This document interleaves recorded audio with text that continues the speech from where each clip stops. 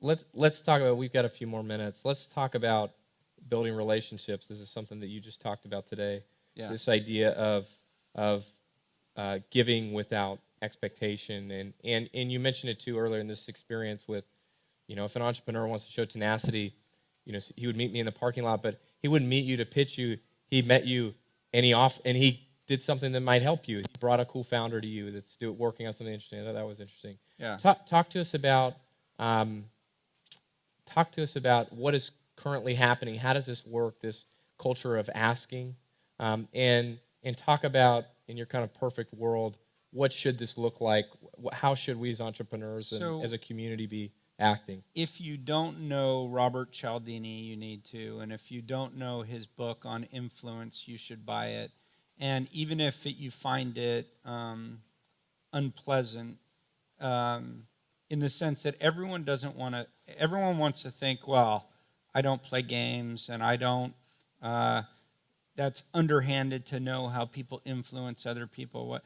What Cialdini talks about is the psychology and science of what really influences people. Mm-hmm. And of course, like all of human nature, it's the opposite of what you think. And he just goes through methodically and explains things. And he's a very good author. One of the most powerful tools that there is reciprocity. If I show up at your office and I bring you this nice, whatever it is, bottle of wine, and I got it, it's a special edition from Napa. And Derek, I just want to say, I got this for you because you wrote this blog post that was really inspired me, and I want you to have it. Nothing else, right? It shouldn't be, but now you feel obligated to me. Yeah. And although I don't drink. Well, so it's for you to give to as a present to someone else. Like that. Then they owe me. Yeah. Regifting. It can be powerful. It's great. And I'm giving you a very simple example. Yeah. But if someone went out of their way for me. Do something thoughtful. Yeah. A handwritten note.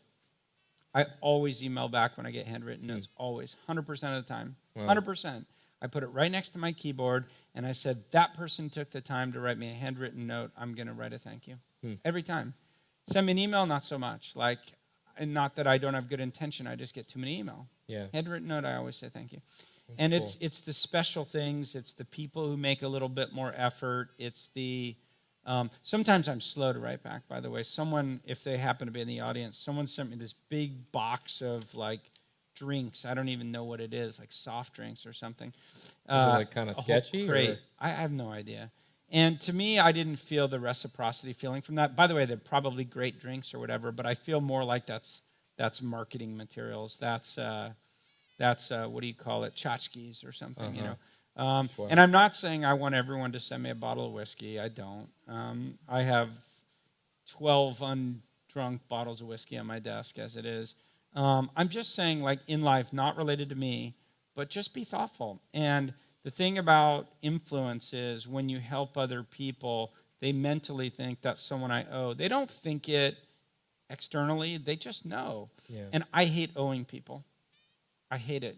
Jason Nazar, who I wrote about in my blog, called me up one night and said, I have tickets to the Lakers, and I want to take you. And so I went. It was fun. This is several years ago. It was a playoff game, or maybe it wasn't. Maybe it was right before the playoffs. And I hated it. I hated it because I knew that I owed him tickets back. And it's not that I hated buying him tickets back or spending another night. The period of time between when he took me and I took him, I couldn't see him without feeling like I owed that guy. I have another guy who took me, this is a true story.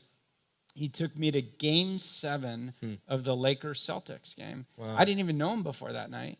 And was he an entrepreneur? Yeah. I can tell you, if you want to take me to Game 7 of a NBA Finals, you can influence me.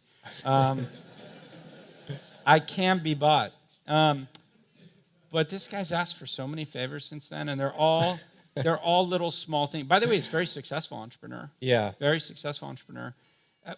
Here's the true story. The true story is he invited his lawyer, and his lawyer was my lawyer at my startup, and he said to his lawyer, why don't you bring someone who you think would be interesting for me to meet. And so he brought me, and that's how I got to go. So he didn't invite me directly, but he still brought me, and I still felt obligated.